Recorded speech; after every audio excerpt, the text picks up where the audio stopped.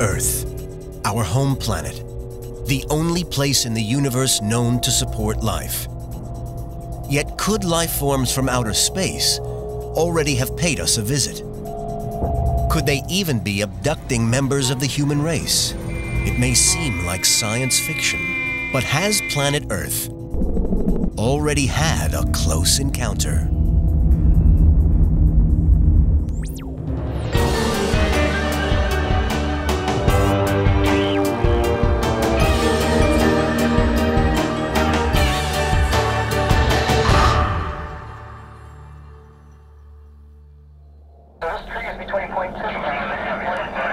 Stories of close encounters with alien life are part of our culture.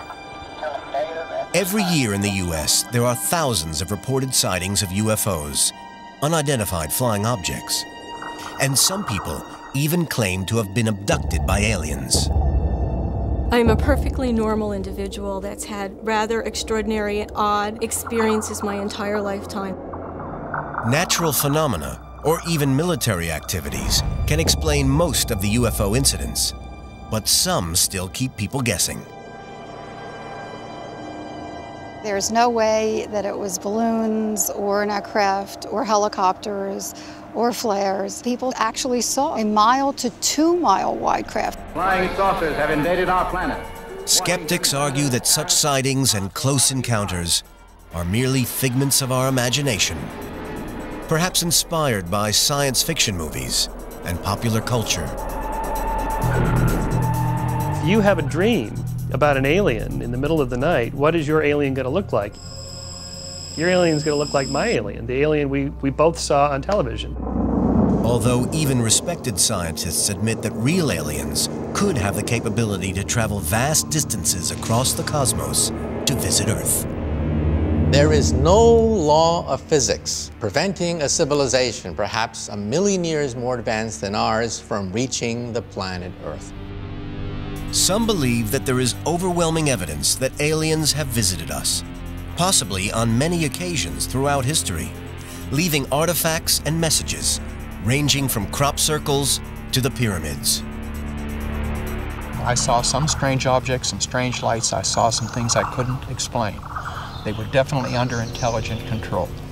For those of you that are skeptical, I would ask that you look at all the incidents. There are some very serious things out there. Some incident really needs some investigation.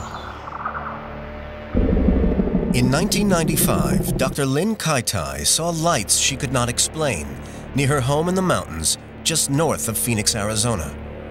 She had her camera with her. I really concentrated on that top orb that was starting to disappear. It didn't budge, it just slowly dimmed, as if once it disappeared, it was still there. And I noticed an eerie silence, as if time had stopped. It was just extraordinary and very strange. 2 years later, on March 13th, 1997, Kaitai was also among the thousands of witnesses who shared a remarkable experience. Thousands of people statewide were looking up purposely to the sky on a clear, beautiful night to catch a glimpse of the Hale-Bopp comet when this 1 to 2 mile wide triangle craft traversed the entire state. I mean, it really went through the most populated corridor of Arizona, totally silent. This was a massive parade throughout the state. Some people find it hard to dismiss the Phoenix Lights case because there were so many eyewitnesses. After a brief investigation, the military revealed that the lights were created by flares released from a squadron of aircraft flying in a V formation.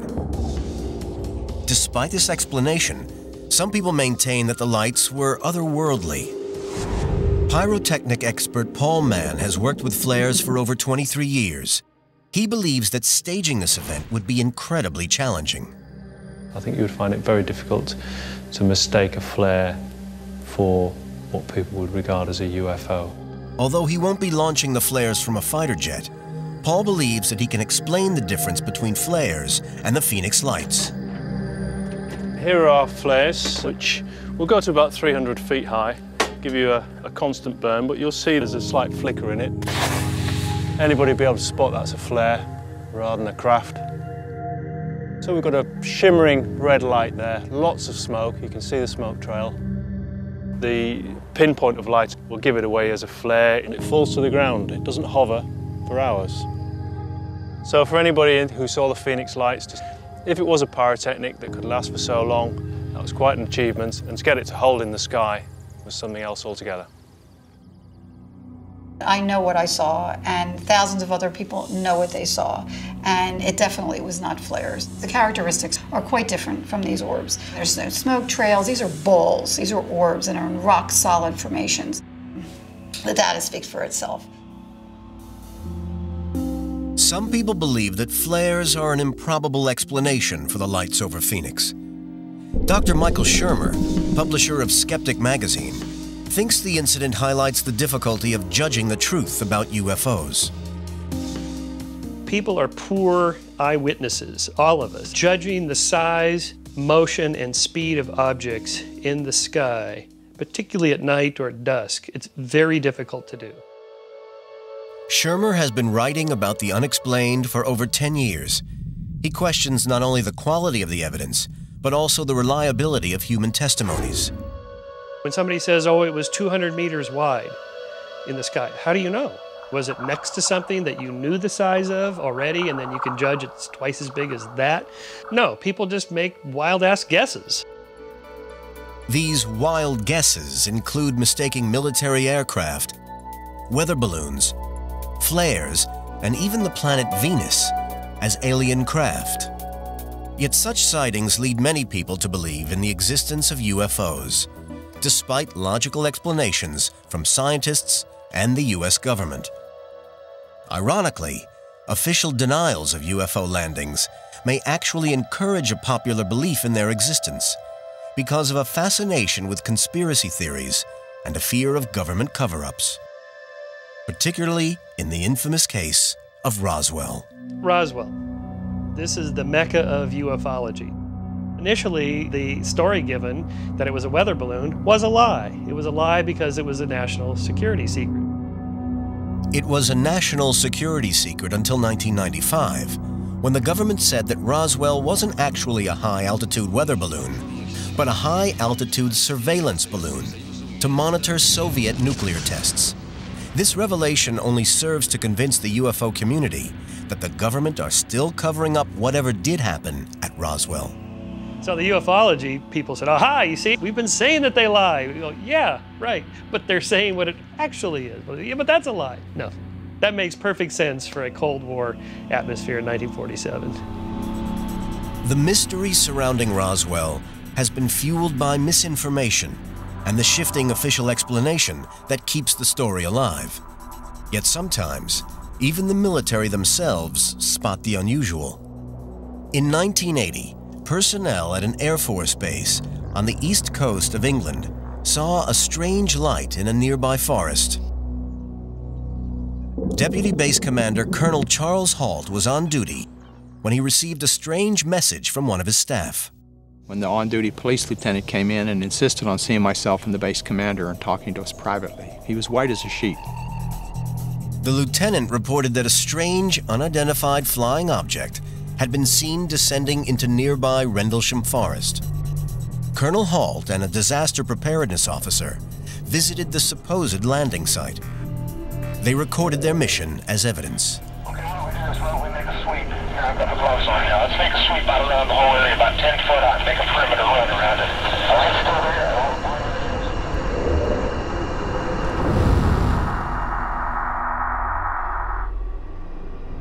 All the birds got quiet, all the animals in the forest were just silent. We approached a site where they said this alleged craft had landed. There were 3 indentations in the ground, about 1.5 to 2 inches deep, about 8 to 10 inches across. They were about 6, 7, maybe 8 foot apart, in a nice triangular shape. Being cautious, Colonel Halt and his disaster preparedness officer took radiation readings with their Geiger counter. The levels were 4 times higher than normal. We get a high reactive read about 2 to 3, maybe 4. Then, something moved in the trees.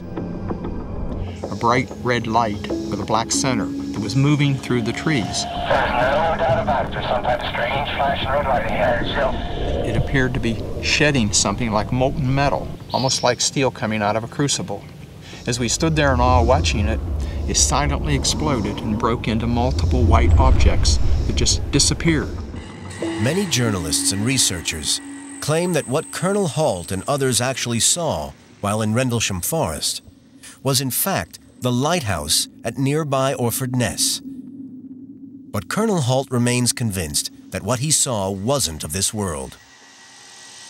I know what we saw, but I don't know what it was. My own personal suspicions are that there may have been a craft that was damaged, injured, or it may have been a reconnaissance vehicle of some type taking a look at all the activity in the area.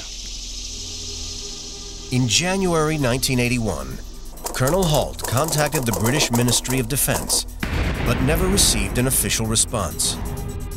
He is convinced that his close encounter was genuine, and that governments cover up this and other UFO cases. Dr. Michael Shermer is not so sure.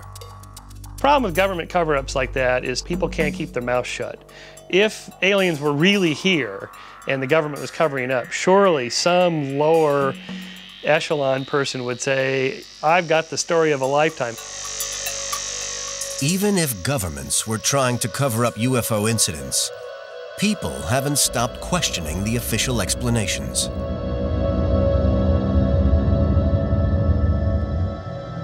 Either aliens exist or they don't. Either thought is frightening.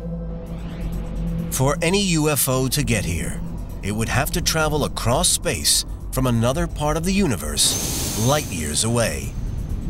Where might they come from? And just how would they get here? Has Earth ever had a close encounter with an alien civilization? There have been many supposed sightings of UFOs, but no definitive evidence of a visit. But whether or not aliens have dropped into our own backyard, many scientists do believe that they could exist. I would be shocked if we were alone. It would be an incredible waste of space, considering how many galaxies there are. There should be lots of planets like ours with life on them. The universe is about 14 billion years old and expanding at a phenomenal rate. It holds billions and billions of stars, far more stars than there are grains of sand on all the beaches on Earth. And some of these stars have planets orbiting them. There are plenty of places from which ET could originate. Physicist Lawrence Krauss believes that the most likely place for ET to call home would be on a planet similar to our own. Life seems to form ubiquitously, relatively easily in conditions like this. So we would expect one simple way to find life would be to look for planets like Earth. The problem is that any such planet is going to be a long, long way from Earth. Outer space distances are so vast, they are measured in light years rather than miles. 1 light year is a distance of nearly 6 trillion miles. That's the distance traveled in 1 year by a beam of light, moving slightly in excess of 186,000 miles per second. Light from our own sun reaches Earth in about 8 minutes and takes another 10.5 years to travel to the nearest known planet outside of our solar system. Any alien planning to visit us from this planet faces a round trip of over 120 trillion miles. The only way to shorten the duration of such a journey may be to go faster than the fastest thing we know in the universe: light itself. In 1905, Einstein laid out special relativity. And in that theory, you cannot go faster than the speed of light. There's a cop on the block, in some sense, that says you can't break the light barrier. Einstein's theory of special relativity suggests that there is a cosmic speed limit preventing anything and any alien going faster than the speed of light.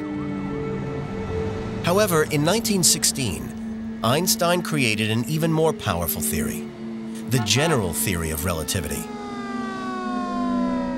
It opens up the possibility that instead of beating the laws of physics, the answer might be to get around them.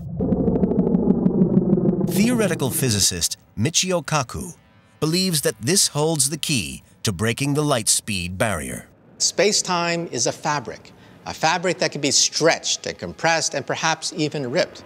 That might give you the possibility to break the light barrier. Einstein's theory proposes that matter causes space-time to curve. Imagine a heavy ball on a rubber sheet. The ball's presence causes the sheet to distort into a hollow. If a smaller ball is then dropped onto the sheet, it will spiral toward the heavier ball.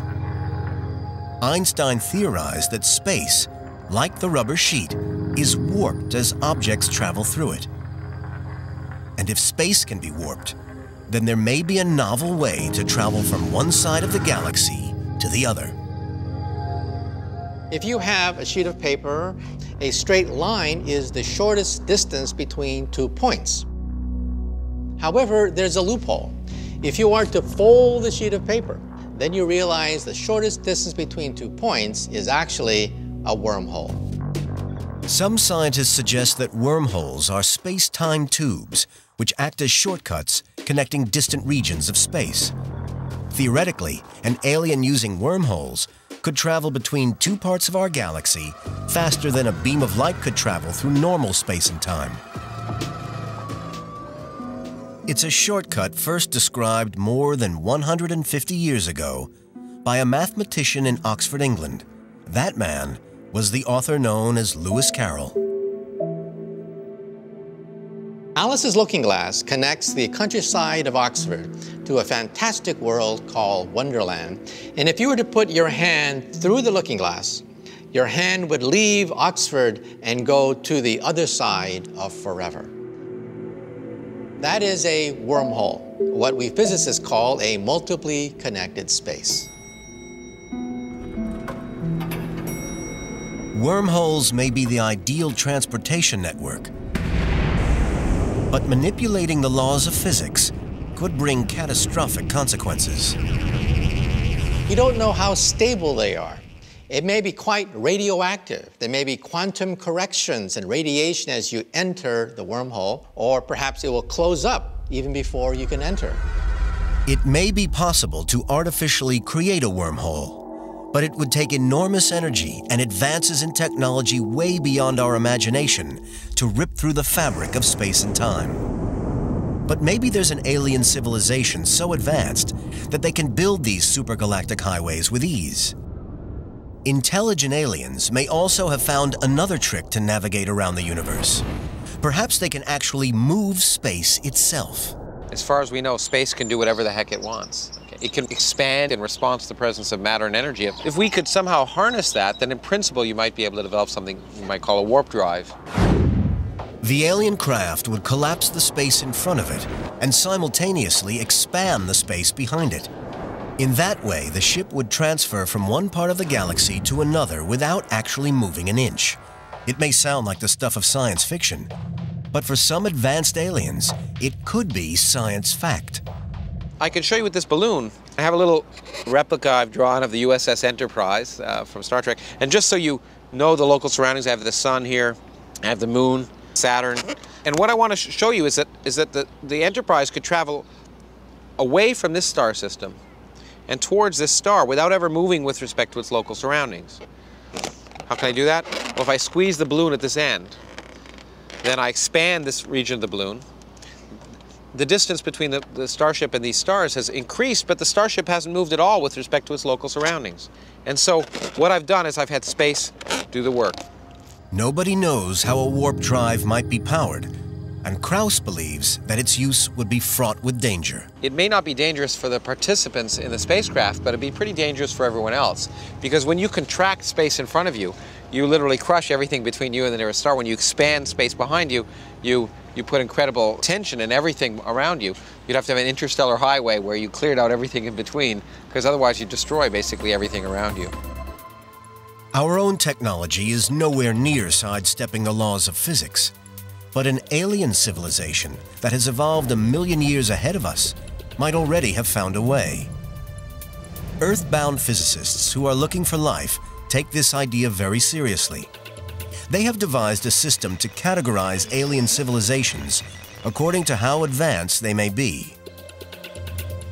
When we physicists look in outer space, we don't look for little green men, we look for Type 1, Type 2, and Type 3 civilizations. A Type 1 alien civilization would be so advanced it could harness all forms of energy on its planet, including oceans, volcanoes, and even the weather.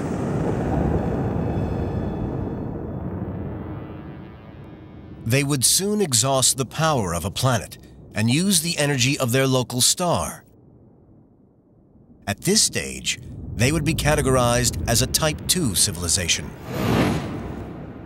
Eventually, they become galactic. They begin to colonize entire star systems. They begin to have fantastic energies, allowing them to manipulate stars and black holes. That is Type 3.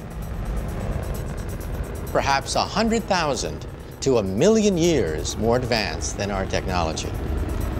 But where would our own civilization be on this scale?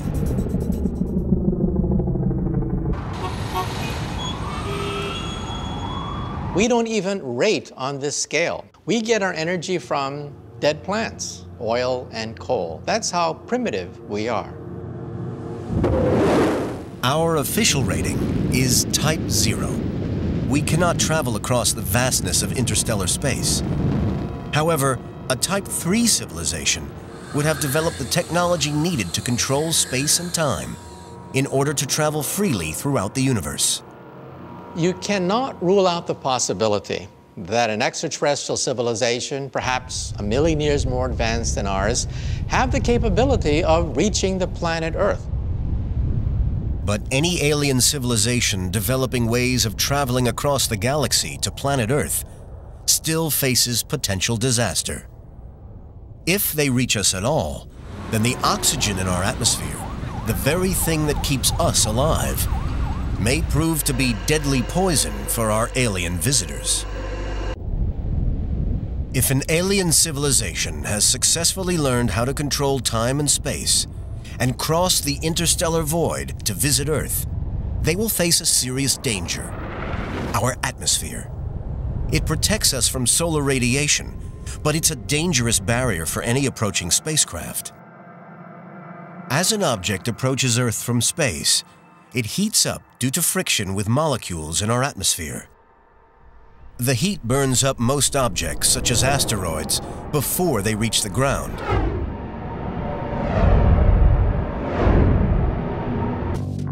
NASA spacecraft use this friction to slow down as they re-enter the atmosphere.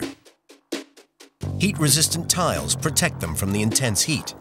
Without them, the ship would burn up. But some physicists believe that a technologically advanced civilization would solve the problem long before they reach our atmosphere. I would suspect that any intelligent creature with an advanced form of space travel would simply slow down even before it reaches the planet Earth. Having navigated our atmosphere and landed safely on our planet, the aliens face their next big hurdle. It's unlikely they could just step out of their craft. Earth's atmosphere would probably not match exactly the atmosphere on the home planet of a visiting alien. In fact, unless the aliens were adapted to oxygen, they would find the gas extremely poisonous. If aliens come to Earth, you wouldn't expect them to just walk out of their spacecraft and breathe the air and start eating apples and oranges. Here in the Mojave Desert in Nevada, NASA's Space Science Division studies how Earth's basic organisms live in extreme environments. From this, they hope to ascertain how different species might survive potentially hazardous conditions. Leading the research is Dr. Chris McKay. We take for granted that life needs oxygen, and we all need it. Plants and animals need oxygen. But we have developed very special machinery and enzymes for detoxifying oxygen. Oxygen is intrinsically poisonous. But would evolution have happened in the same way on the home planet of an alien visitor? Would they have evolved to cope with oxygen? In an extreme case, the fundamental chemistry might be completely different with different gases. Dr. McKay studies samples that contain over 10 million bacteria. They reveal that some species here exist using totally different principles to the vast majority of life on Earth. If we look at the bacteria, we get a glimpse of how strange chemistry really can be, how these organisms can be really so alien. The strength of our sun poses another problem for visiting aliens. The energy from its rays supports life on Earth, but it can be dangerous. Too much sun can blind humans, burn us, or even cause cancer. For a creature from another planet, our sun's rays could be deadly.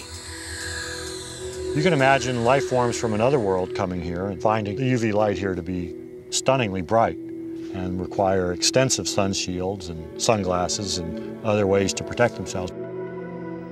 And then there is Earth's invisible hazard for aliens: gravity.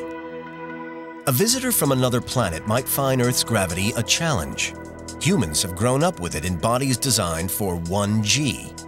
If we subject our own bodies to extreme gravity, the consequences can be disastrous. Fighter pilots making extreme turns can experience forces as high as 9 Gs. That means that a 160-pound pilot feels like he weighs over 1,500 pounds. Anything above 9 Gs, the pressure becomes too great, and the pilot will black out. Aliens from a planet with less gravity would probably experience a similar effect. Say the Martians came to Earth. Well, on Mars, the gravity's a third. On Earth, the gravity would be higher for them. So even if they were fit by Martian standards, they might find this high gravity a drag, but it's not hard to postulate them to have the technology to allow them to operate in higher gravity. A far less predictable danger facing a visiting alien is germs. Just as in H.G. Wells's War of the Worlds, simple bacteria might be deadly to visiting aliens. The bacteria on one planet could have serious consequences for organisms on another planet. When the Martians come, they invade Earth. They kill off the armies of Earth with no problem, but then the bacteria on Earth infect the Martians and kill them. In the end, Earth wins the War of the Worlds, but not because of the prowess of human technology, but because of the biochemical diversity of the bacteria. History has shown that there is good reason for visitors from another world to be cautious, and for us to be cautious about them. When the Spanish invaded the Americas, they brought a far deadlier weapon than their guns and swords. They brought smallpox, the flu, and other illnesses. When those barriers were reduced and life spread between the New World and the Old World, there was a lot of death and destruction as a result of that.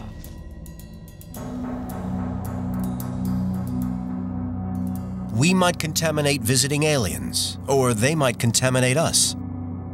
This fear of infection from new species of bacteria also troubled NASA during the moon exploration of the 1960s. They placed the first astronauts returning from the moon in quarantine in case they carried deadly space germs. McKay hopes that an alien civilization exploring the universe would also be careful not to contaminate planets with their bugs.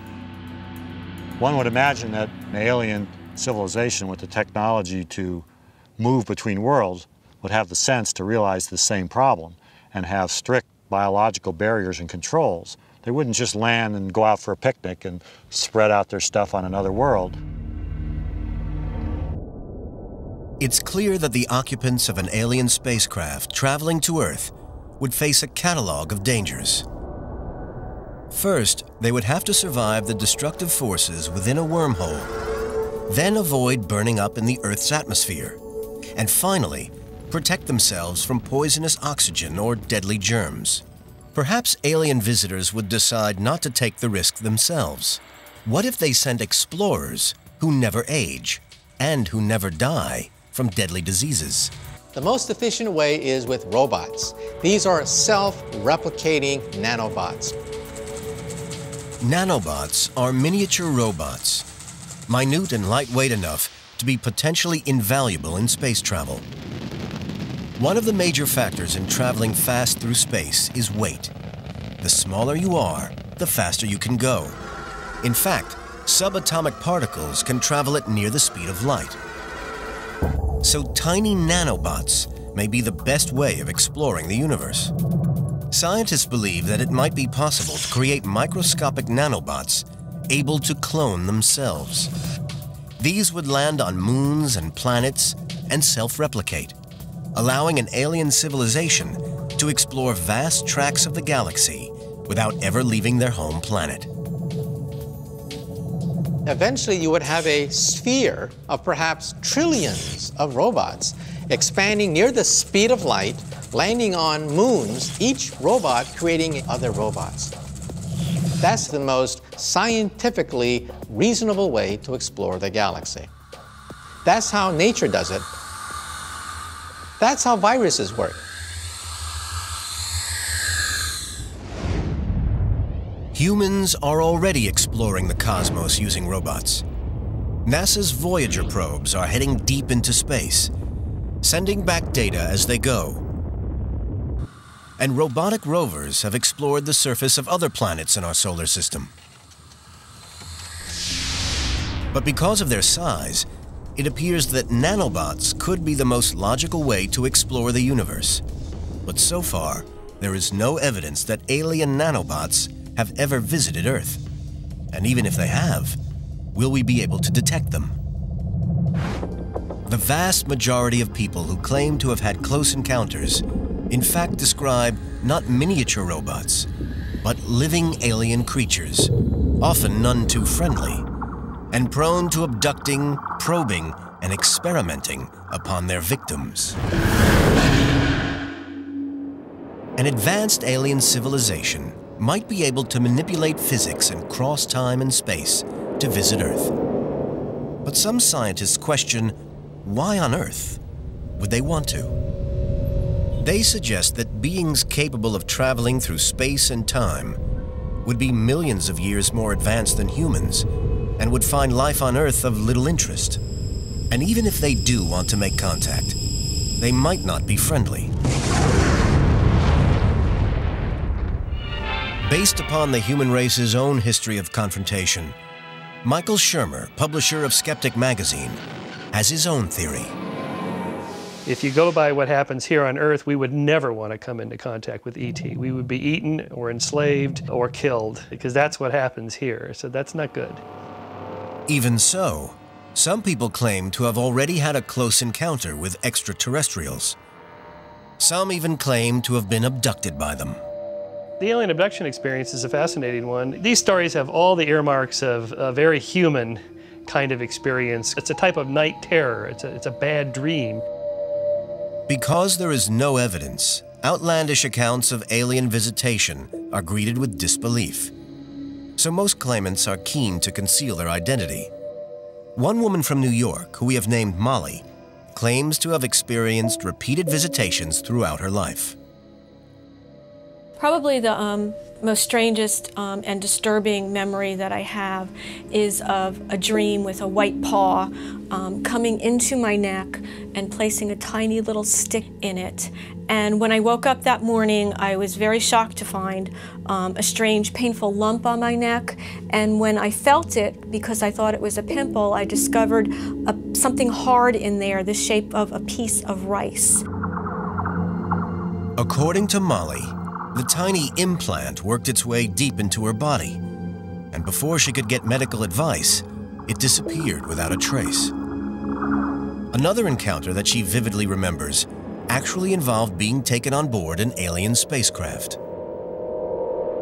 I recall being in, I'm going to call it a clamshell, but it was more like a scallop, and it had a top and a bottom, and I can recall being inside of it and the top closed over you. I experienced medical procedures with very strange types of devices. One of the beings was very tall and very thin and very insect-like. Like most people who claim to have met aliens, Molly has no evidence at all to back up her story. And skeptics consider that experiences like hers are more to do with popular culture than extraterrestrials. Most people just give the default explanation that comes to mind, which is whatever they've been seeing on television and reading in popular magazines and books. Over hundreds of years, the phenomenon of visitations has manifested itself in a variety of guises. In the Middle Ages, people reported stories of angels and demons, while 100 years ago, reports spoke of spirits and ghosts. Many scientists, including Shermer, believe that a combination of sci-fi stories, movies, and real-life exploration of space encourages people to manifest their fears in the form of alien visitations. The aliens are our angels. They are our demons. That's who we personify as these weird anomalies. We call them aliens because that's what we're into. We're in the space age, in the age of science fiction.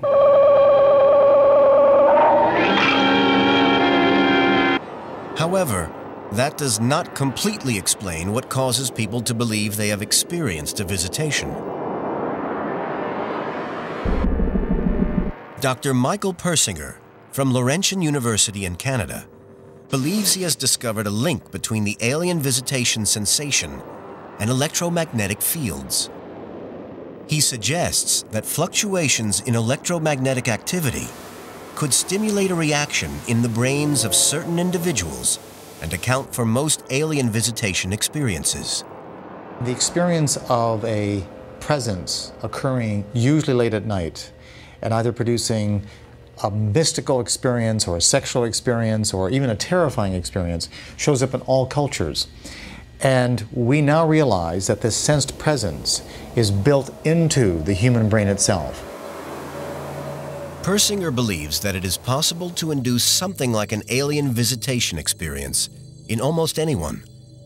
He does this by creating a complex electromagnetic field in his laboratory and applying it to people's brains. To demonstrate, Persinger and his assistant place a volunteer inside a soundproof chamber. Electrodes producing the magnetic field are attached to the subject's head. Then he is blindfolded and the lights are dimmed. Persinger monitors his stats and waits for his subject to experience a feeling similar to that of an alien presence. Mr. Booth, can you hear me? Yeah. Float with the experiences. If you wish to report them aloud, go right ahead. Within minutes, the electromagnetic fields trigger a shocking reaction in the subject's brain. How he describes it is going to be a function of his culture, his experiences, and his expectancy. That's a lot. It feels like I'm dying. At this point, Persinger stops the experiment. In this study, the subject is visualizing the presence in a terrifying way. I've never had any feelings that ever. It just made me feel a little trapped, and it hurt. I don't know, closest I've ever been to hell. It was an awful place to be. The volunteer was extremely sensitive to the electromagnetic fields which stimulated his brain. However, this technique demonstrates the extraordinary power of our brain to turn our fears into monsters and demons, and even aliens from distant worlds. Dozens of people who have had experiences that they attributed to alien abductions and experiences. When we put them through the chamber, they have a very similar experience. The terrifying experiences induced in the chamber are caused by channeled electromagnetic fields. Persinger believes that abduction experiences in the real world are caused by electromagnetic fields created by natural phenomena, such as sun flares, seismic activity, and changes in atmospheric conditions. And it's thought that our common physiology and global culture is responsible for the similarity in the accounts. Inevitably, we're all going to have similar experiences because our brains are wired that way. We'll see the same kinds of illusions, we'll have the same kinds of hallucinations, and so on. The role of electromagnetism in alien experiences is far from proven. Some researchers suggest that sleep paralysis or conditions like post-traumatic stress are to blame. But until we've made contact with ET, we may never know if aliens are all in the mind or not. And if ET did reveal itself, there could be another barrier to overcome: language. It may be that aliens don't choose to talk with us at all. They may decide to talk to one of the other species that inhabits the Earth.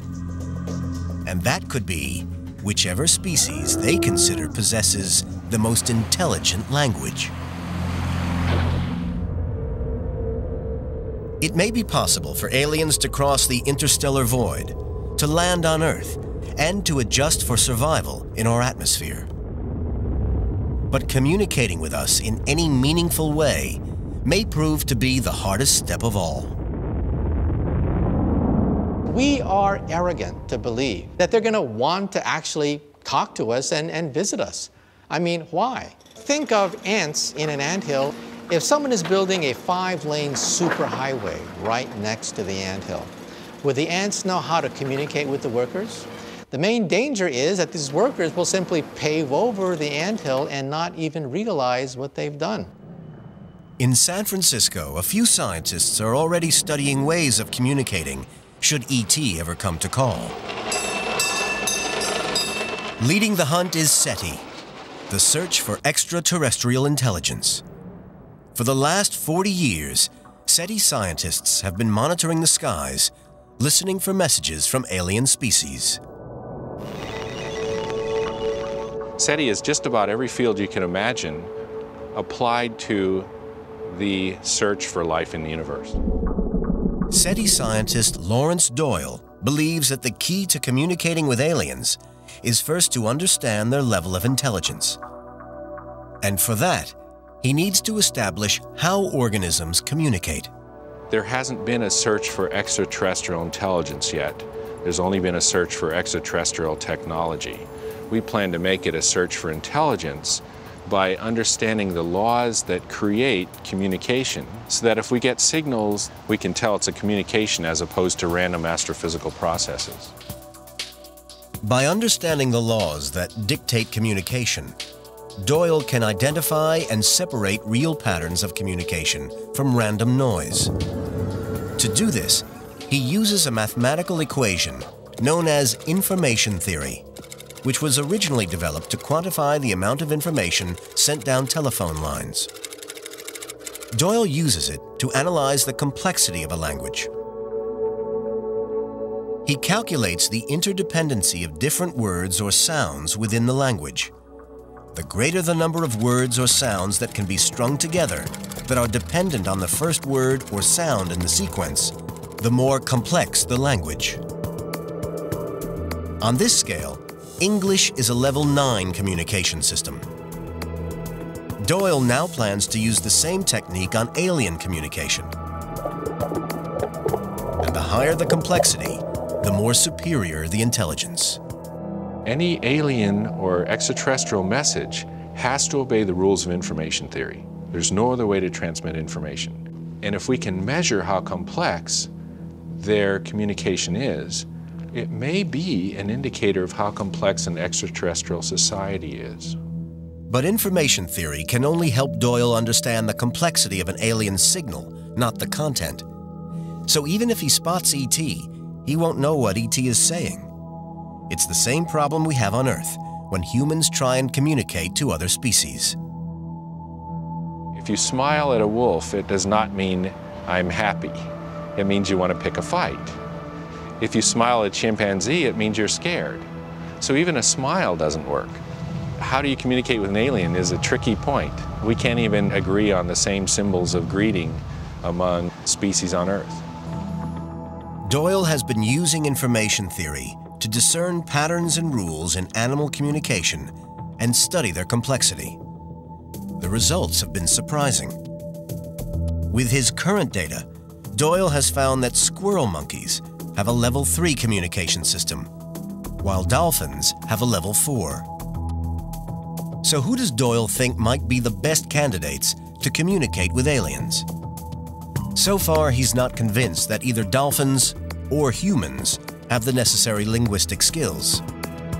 But he has found a species on Earth with a communication level much, much higher. Humpback whales we're majoring in because they look like they will have the absolutely most complex communication system maybe on the planet. Doyle's study of humpbacks is in its early stages, and so far he has only studied their social calls. But it may be that when extraterrestrials talk to the Earth species with the most intelligent language, they won't talk with us. They'll talk to humpback whales instead. But despite listening to the universe for 4 decades, SETI has yet to discover a single confirmed extraterrestrial signal. To actually find real aliens, we may need to look in a different place, a place closer to home. Perhaps we should take a closer look at ourselves.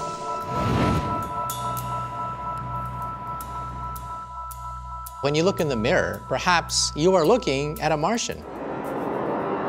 It's always amusing to me when I hear people talking about UFOs and aliens, but for me it's the bacteria. There could be bacteria here that are really alien. Life on Earth could have come from Mars, and we could all be aliens here. McKay and other scientists believe there's a chance that billions of years ago, alien bacteria were blasted from the surface of another planet and carried away in a meteorite. The meteorite might have eventually crash-landed on Earth, spilling out the bacteria, allowing it to grow and flourish. It's a process called panspermia. If panspermia is true, you and I are aliens in the sense that our life did not develop on the planet that we're living now. Professor Jay Milosh of the University of Arizona has studied meteorites that have landed on Earth to see if they could have transported life from other worlds. This meteorite is a piece of Martian basalt. Where it came from was a large meteorite impact on the surface of Mars. It's almost an ideal delivery mechanism. It's ideal because the rock protects the bacteria from radiation and extreme temperatures in space. It would also protect it from the impact of crash landing on Earth. To test whether bacteria could travel safely through the cosmos, Milosh and his colleague Wayne Nicholson conduct an extreme survival experiment. They inject a large block of rock with bacteria and take the sample to the Ames Vertical Gun Laboratory near San Francisco. The block's placed inside a large vacuum chamber. Ready? And Milosh then fires a projectile into it at over 13,000 miles per hour. It absolutely destroyed the rock target. It blasted into tiny fragments. Amazingly, despite the rock being virtually vaporized, the bacteria survive intact. If they could survive, it's not a big stretch to think that organisms on the surface of another planet could also survive meteorite impact and launch into interplanetary space. The experiment shows that bacteria could not only survive the vacuum of space, but also the impact of landing on Earth. One theory is that bacteria from another world evolved over millions of years to form life as we know it. So perhaps all life on our planet is alien in origin. We human beings, life, plants, animals, everything we see descended from that common Martian ancestor. That's a possibility. We may go to Mars and suddenly see, well, that's where great-great-great-grandma lived. Because of the vast size of our galaxy, aliens, even highly advanced ones, may never have visited Earth in spaceships. All UFO sightings may well be no more than a simple misinterpretation of what we are seeing, and alien visitations a product of our overactive imaginations. But aliens might have been here all along. We and all the species on our world could be the direct descendants of extraterrestrial life forms. In the strangest twist of all, perhaps we are the aliens.